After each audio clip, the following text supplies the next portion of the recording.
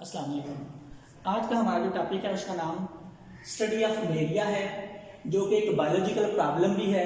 हमने आज ये भी देखना है कि स्टडी ऑफ मलेरिया को स्टडी करते हुए ये भी देखना है कि बायोलॉजी जो होती है वो बायोलॉजिकल प्रॉब्लम को सॉल्व कैसे करती है। उसमें हमने सबसे पहले इसकी हिस्ट्री को देखना है। तो हिस्ट्री के अंदर इसमें जो हमने मेन चीजें ढूंढनी है वो तीन है। एक हमने देखनी है इसकी काज, वजह क्या है, दूसरा हमने इसका देखना है क्योर, इलाज क्या है, और तीसरा हमने इसकी देखनी है ट्रांसमिशन, इसकी मुंतकिली की वजह क्या है। मलेरिया फैलाती कौन सी चीज है, कौन सा जानदार ऐसा है या कौन सी चीज ऐसी है जो मलेरिया को फैलाती है। 2000 साल पहले भी डॉक्टरों को मलेरिया के बारे में पता था, लेकिन उस वक्त उनका ये ख्याल था कि मलेरिया जो है चिल्स और फीवर की बीमारी है। चिल्स मतलब ये होता है कि सर्दी का बुखार, सर्दी लग के बुखार होता है, और बुखार में सर्दी लगती है, और फीवर का मतलब क्या होता है, बुखार। ये उस वक्त जो है 2000 साल पहले भी लोग इसको जो है सर्दी का बुखार कहते थे, चिल एंड फीवर कहते थे, जो कि बार बार हमला करती है विद रिक्योरिंग अटैक्स, जो बार बार हमला करती है। एक और बिलीव था लोगों का कि जो लोग मार्शी दलदल के इलाके के करीब लोग रहते हैं उन लोगों को मलेरिया ज्यादा है। वो ये समझते थे कि शायद दलदल के पानी के अंदर कोई चीज ऐसी है जो दलदल के पानी जो है, दलदल का जो पानी है वो हवा को गंदा कर देता है, और उस गंदी हवा में सांस लेने से लोगों को क्या हो जाता है, मलेरिया। इसी वजह से जो है इस बीमारी का नाम मलेरिया रखा गया। एक्चुअली ये जो मलेरिया है ये दो इटालियन वर्ड्स से मिलकर बनाया गया है। माला का मतलब होता है बैग, और एरिया का मतलब होता है हवा। यानी इसका मतलब ये हुआ कि गंदी हवा। यानी वो लोग ये समझते थे कि मार्शिस जो हैं, दलदलें जो होती हैं, दलदल का जो अंदर जो पानी, स्टैग्नेंट वाटर, रुका हुआ जो पानी है, वो हवा को गंदा कर देता है, जहरीला कर देता है, और उस जहरीली या गंदी हवा में सांस लेने से लोगों को क्या हो जाता है, मलेरिया। ये उस वक्त लोगों का बिलीव था, यकीन था। बाद में इस बात को चेक करने के लिए कुछ रजाकारों ने इसका दलदलों का पानी पिया। दलदलों का जब उन्होंने पानी पिया तो फिर ऐसे लोगों को मलेरिया ना हुआ। इस बात से ये साबित होगी बात ये कि दलदल के पानी के अंदर कोई ऐसी चीज नहीं है जो मलेरिया की वजह बनती है। ये तो बात निकल गई कि दलदल का जो है पानी के अंदर कुछ नहीं है। अब हुआ ये कि जो है बाद में एक इसी को टेस्ट करने के लिए कुछ लोगों ने बात की है, जिसमें से एक ये बात ये थी कि 17वीं सदी में जब 17वीं सदी के अंदर जब अमेरिका दरियाफ्त हुआ, अमेरिका के बारे में इस वक्त उस 17वीं सदी से पहले अमेरिका के बारे में यूरोप को नहीं था पता कि अमेरिका भी कोई मुल्क है या बरआज़म है। सिर्फ यूरोप को ही समझते थे। यूरोप के लोगों को जब इस बात का पता चला कि अमेरिका भी है, तो फिर वहां पे लोग विजिट करने गए, और दोनों को, अमेरिका वालों को यूरोप का पता चला, यूरोप वालों को अमेरिका का पता चला। तो फिर अमेरिका से बहुत सारे दरख्त इलाज के लिए भेजे गए थे जो यूरोप में, क्योंकि अमेरिकन जो थे बहुत सारे दरख्तों को इलाज के तौर पर, दवाई के तौर पर इस्तेमाल करते थे। इस तरह उनमें से उन्होंने क्या किया, एक क्विना पौधा था जो कि बुखार का इलाज के लिए इस्तेमाल होता था। ये भी अमेरिका से यूरोप भेजा जाने लगा। जब अमेरिका से यूरोप भेजा जाने लगा ये पौधा, तो उस क्विना के अंदर जो है जो बुखार का इलाज बहुत अच्छा था। यानी ये कह लें कि क्विना इतनी ज्यादा सूटेबल थी, इतनी फायदेमंद थी कि लोगों ने बहुत ज्यादा अमेरिका से यूरोप में मंगवाई। अब हुआ ये कि जब अमेरिका से यूरोप में क्विना बहुत ज्यादा आई, तो पीछे अमेरिका में क्या होगी, इसकी तादाद कम होगी। अब जल्द ही ये नामुमकिन हो गया कि मजीद जो है क्विना अमेरिका से यूरोप भेजी जाए। फिर उसकी मांग अब यूरोप में बहुत ज्यादा थी।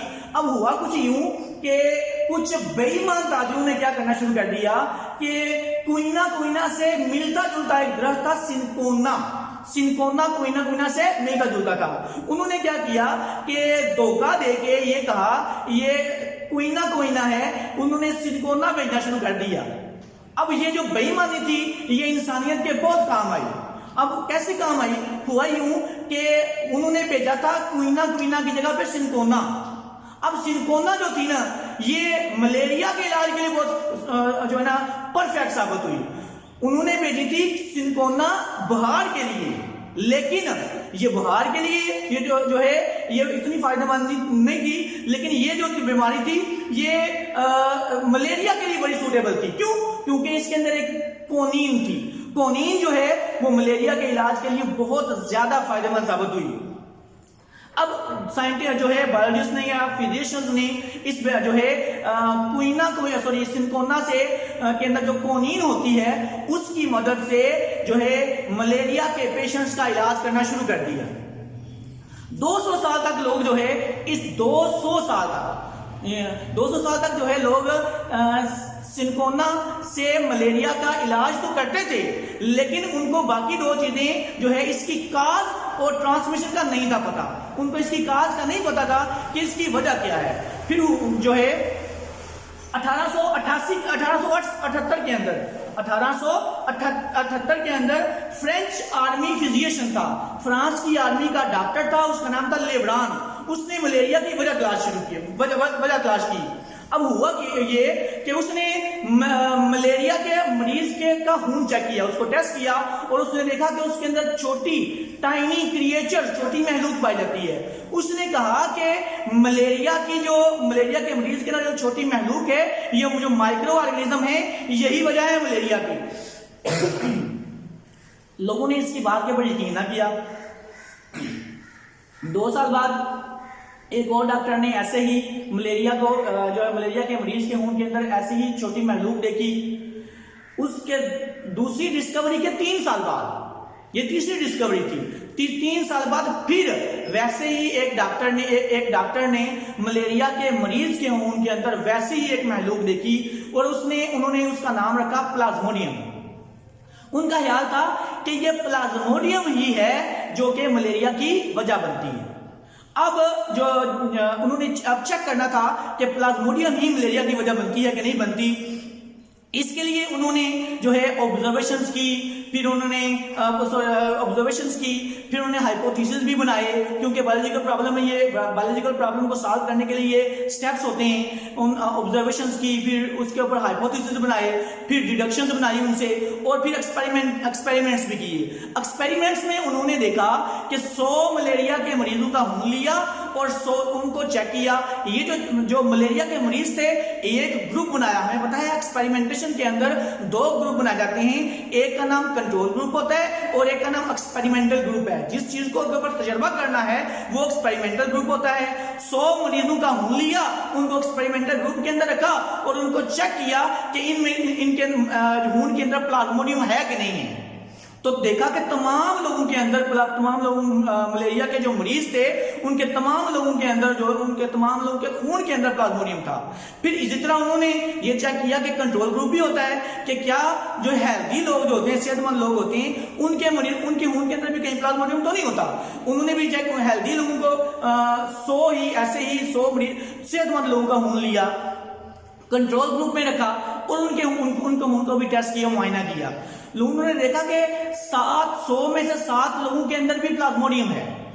अब ये बात यूं हुई कि जो है ये जो बात पहले हमने चेक किया कि 100 मरीजों में से 100 को के अंदर ही प्लाज्मोडियम था, और जो है उन्होंने कहा कि ये इसका मतलब ये है कि मलेरिया जो है मलेरिया की वजह प्लाज्मोडियम ही है। दूसरी साइड पर उन्होंने देखा कि जो है 100 में से 7 को जो है वो भी उनके अंदर भी प्लाज्मोडियम है। तो उन्होंने ये कहा कि चूंकि मेजॉरिटी को देखना था, अक्सरियत को देखना था, कि 100 में से 7 को तो था, जबकि जो है 93 को नहीं था, के अंदर प्लाज्मोडियम नहीं था। तो उन्होंने कहा कि ये जो 7 के अंदर जो खून है ना, 7 लोगों के खून के अंदर जो प्लाज्मोडियम है, उन्होंने कहा कि ये जो प्लाज्मोडियम है ये इंक्यूबेशन पीरियड में है। इंक्यूबेशन पीरियड से मुराद वो टाइम होता है कि अगर पैरासाइट जिस्म में एंटर हो जाए और उसकी अलामत अभी शो ना हो, क्योंकि जब पैरासाइट या कोई जर्म जिस्म में दाखिल होता है, उसके दाखिल होने के साथ ही फौरन बाद जो है उसके फौरन बाद ही सिम्टम्स, अलामत किसी बीमारी की शो नहीं होती। उसको शो होने में काफी टाइम लगता है, क्योंकि वो पैरासाइट या जर्म जो जिस्म के अंदर जाता है वो अपनी तादाद को पहले बढ़ाता है तादाद को मल्टीप्लाई करता है, जब तादाद बढ़ाता है, जब उसकी तादाद बहुत ज्यादा हो जाती है, फिर वो इफेक्ट करता है जिस्म के ऊपर, फिर उसकी वो सिम्टम्स शो होती हैं, फिर बंदा बीमार होता है। तो उन्होंने कहा जो 100 में से 7 लोगों को जो मलेरिया है, जो उनके अंदर जो प्लाज्मोडियम है लेकिन अभी वो बीमार शो नहीं हुए, उन्होंने कहा कि जो 100 में से 7 लोग जो हैं जिनके अंदर प्लाज्मोडियम था, उन 7 में पैरासाइट जो था वो इनक्यूबेशन पीरियड में था। अब ये बात तो साबित हो गई थी कि मलेरिया जो है उसकी जो काज है वो प्लाज्मोडियम है, मलेरिया की वजह जो है वो प्लाज्मोडियम है। ये बात हमने साबित कर दी थी एक्सपेरिमेंट्स के जरिए से भी और इसकी हिस्ट्री में भी। अब बाकी 2 चीजें क्योर और ट्रांसमिशन रह गई थी। क्योर को भी उन्होंने एक डिस्कस कर लिया था, चेक कर लिया था कि सिनकोना जो है, सिनकोना जो बार्क है उसके अंदर कोनीन होती है, और इस कोनीन जो है वो बेहतरीन जो है या सूटेबल थी, बहुत ज्यादा सूटेबल थी इस मलेरिया का इलाज करने के लिए। तीसरी चीज है क्या कि ट्रांसमिशन, कि मलेरिया बंदों तक, इंसानों तक मुंतकिल कैसे होता है, इसको फैलाता कौन है, इसको भी उन्होंने ढूंढना था। इसके लिए एक जो था साइंटिस्ट था, बायोलॉजिस्ट था, A.F. एकिंग उसका नाम था। उसने क्या की, उसने उसकी 20 ऑब्जर्वेशन थी, उसने 20 ऑब्जर्वेशन लिखी। उनमें से मैं यहाँ पर सिर्फ आपसे 3 का डिस्कस करूंगा, क्योंकि 3 जो थी वो ज्यादा रिलेटेड थी टू मलेरिया। उनमें से एक जो थी वो ये थी, कहा कि जो लोग कमरों से बाहर सोते हैं, जो लोग कमरों से बाहर सोते हैं उनको मलेरिया ज्यादा होता है बनिस्बत उन लोगों की जो कमरों के अंदर सोते हैं। एक ऑब्जर्वेशन उसकी ये थी। दूसरी ऑब्जर्वेशन ये थी कि जो लोग जालियों के अंदर सोते हैं, जिसे हम लोग आजकल मच्छरदानी बोलते हैं, ऐसी जालियों के अंदर जो लोग सोते हैं ऐसे लोगों को मलेरिया बहुत कम होता है। और तीसरा उन्होंने ये उसकी ऑब्जर्वेशन ये थी, थर्ड उसकी ऑब्जर्वेशन ये थी कि जो लोग धुएं के करीब सोते हैं, स्मोकी फायर, धुएं वाली आग के करीब या धुएं के करीब जो सोते हैं, उन लोगों को मलेरिया नहीं होता। अब ये बात सोचने वाली थी कि कौन सी ऐसी चीज है जो कमरे में कम होती है और बाहर ज्यादा होती है, कौन सी ऐसी चीज है जो जाली में से गुजर के नहीं जा सकती और जाली के बाहर ज्यादा होती है, और कौन सी ऐसी चीज है जो धुएं के पास नहीं होती और धुएं से दूर वो लोगों को बीमार करती है। तो लोगों ने ये कहा सकता है ऐसी, ये तो मच्छर है जो ऐसा करता है। फिर उन्होंने ये समझा कि शायद मच्छर ही इसको ट्रांसमिट करता है, पहुंचाता है, मच्छर इसका वेक्टर है। लेकिन ये उन्होंने अभी एक्सपेरिमेंट से साबित नहीं किया था, ये A.F. एकिंग की ऑब्जर्वेशन थी। फिर इसके ऊपर एक्सपेरिमेंट किए उसने। एक्सपेरिमेंट जो है जिस साइंटिस्ट ने किए उसका नाम था रोनाल्ड रोस जो है ब्रिटिश आर्मी फिजिशियन था, बरतानिया की आर्मी का डॉक्टर था, वो जो है इंडिया में काम कर रहा था। उसने 1880 में उसने एक्सपेरिमेंट्स किया इस बात के ऊपर, इस मलेरिया की ट्रांसमिशन को चेक करने के लिए, क्या मच्छर ही मलेरिया को ट्रांसमिट करता है कि नहीं। उसने क्या किया, एक मलेरिया के मरीज को कटवाया मच्छर से, मच्छर को काटने दिया मलेरिया के मरीज को। फिर उसने कुछ दिनों के बाद मच्छर को मारा। उसने देखा कि मलेरिया के मरीज का जो खून मच्छर के अंदर चला गया था, उसने देखा कि मच्छर को उसने मार के देखा, मच्छर के अंदर भी प्लाज्मोडियम था। प्लाज्मोडियम उसकी मच्छर के अंदर मल्टीप्लाई हो रहा था, अपनी तादाद बढ़ा रहा था। अब उसने क्या किया, अब ये करना चाहिए था कि जो प्लाज्मोडियम वाला जो मच्छर था वो कटवाता है हेल्दी पर्सन को, ताकि अगर उसमें उसके ऊन के अंदर प्लाज्मोडियम चला जाता तो इस बात की ये बात साबित हो जाती कि मच्छर जो है ये ट्रांसमिट करता है मलेरिया को। लेकिन जो है बायोलॉजिस्ट डायरेक्ट इंसानों पर तजर्बा नहीं करते इस तरह, खासतौर पर जब इसका इलाज, इसके नताइज बहुत ज्यादा खतरनाक हों, क्योंकि मलेरिया ने किसी भी दूसरी बीमारी से ज्यादा लोगों को मारा है। दुनिया के अंदर जितनी भी बीमारियां हैं उनमें से कहते हैं कि मलेरिया ने सबसे ज्यादा लोगों को मारा है। अब मलेरिया जो थी इसलिए उसको डायरेक्ट इंसानों पे टेस्ट नहीं कर सकते थे। उसने ये तजर्बे को दोबारा किया। कैसे बोला, उसने एक फीमेल जो थी Culex mosquito, female Culex mosquito उसने लिया। उसने कहा कि वो चिड़िया को काटे, चिड़िया को कटवाया उससे। चिड़िया को क्या थी, वो मलेरिया से, उसके अंदर प्लाज्मोडियम था, मलेरिया से बीमार थी चिड़िया। तो चूंकि ये बीमारी जानवरों की है, इंसानों के अंदर भी है, जानवरों के अंदर भी है, तो जब सेहतमंद मच्छर ने काटा बीमार चिड़िया को, तो वो जो ऊन जो है बाद में उसकी मच्छर को कुछ अरसे बाद जिंदा रखा गया, फिर उसको मारा गया, और जब उसको मारा गया तो देखा उसके ऊन के अंदर भी प्लाज्मोडियम था। अब उसने क्या किया कि उस उनमें से चंद मच्छरों को उसने बचाया, एक मच्छर को नहीं कटवाया, जरा मच्छरों को कटवाया उसने, और फिर कुछ उनमें से कुछ को मार के देखा उसमें प्लाज्मोडियम था। जो बाकी मच्छर थे बचे हुए, उसने प्लाज्मोडियम वाले जो मच्छर थे उनको कटवाया, किसको? सेहतमंद चिड़िया को। फिर सेहतमंद चिड़िया को जब कटवाया तो कुछ ऐसे के बाद उसने देखा कि वो चिड़िया जो है वो भी बीमार हो गई है। पहले जरा देखिएगा, चिड़िया भी बीमार हो गई है।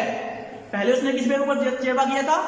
जानवरों पे। जानवरों पे उसने कटवाया था female anopheles mosquito, female anopheles mosquito को कटवाया, इंसानों को से जो है, और फिर टेस्ट किया, लेकिन आखिरी तजर्बा उसने इंसानों पे ना किया। फाइनल तजर्बा करने के लिए पहले उसने क्या किया? चिड़िया के ऊपर तजर्बा किया। अब चिड़िया के ऊपर जब तजर्बा किया, जो किसको कटवा के? क्यूलिक्स मॉस्किटो को, फीमेल क्यूलिक्स मॉस्किटो को कटवा के जब चिड़िया का तजर्बा करवाया तो उसने देखा कि चिड़िया को भी प्लाज्मोडियम, चिड़िया के खून के अंदर भी प्लाज्मोडियम है, वो भी मलेरिया से बीमार हो गई है। अब ये बात साबित हो गई थी कि मलेरिया जो है इसकी वजह क्या है? ट्रांसमिशन जो है वो है मॉस्किटो। अब हमने इसको थोड़ा सा इसकी समरी देखेंगे कि इस तरह उन्होंने जो है मलेरिया की हिस्ट्री को देखते हुए उसने ये बात साबित की कि बायोलॉजिस्ट जब किसी बायोलॉजिकल प्रॉब्लम को डील करते हैं, डिस्कस करते हैं, उस बायोलॉजिकल प्रॉब्लम को सॉल्व करते हैं, तो वो कितने ज्यादा स्टेप्स को फॉलो करते हैं, और जब कोई दवाई या कोई मेडिसिन बनती है तो उसका इलाज और उसकी ये तीनों चीजें, उसकी काज, बीमारी की वजह क्या है, उसका इलाज क्या है और उसकी ट्रांसमिशन क्या है, ये ढूंढने में बड़ा वक्त लगता है। अब हम लोग देखेंगे इसकी थोड़ी सी हिस्ट्री को। स्टडी ऑफ मलेरिया एक बायोलॉजिकल प्रॉब्लम है, इसकी हिस्ट्री हम लोग इसको देखेंगे। हिस्ट्री में हमने तीन चीजें ढूंढनी है। इसकी काज उसकी क्या थी? प्लाज्मोडियम थी। Plasmodium is the cause of malaria. Malaria का इलाज किससे लोग करते थे? किससे करने लगे? सिलिकोना एक द्रव था जो कि क्विना से मिलता जुलता था, उसके अंदर होती है मेन चीज कोनीन। ये कोनीन मलेरिया का इलाज करने के लिए इस्तेमाल होती है। और थर्ड वन जो है ट्रांसमिशन जो है वो मलेरिया जो मुंतकिल होता है, मलेरिया का वेक्टर कौन है, मलेरिया को ट्रांसमिट कौन करता है, वो है मॉस्किटो। ये थी आज हमने जो बायोलॉजिकल प्रॉब्लम को डिस्कस किया है मलेरिया की हिस्ट्री के हवाले से। फी मान ली।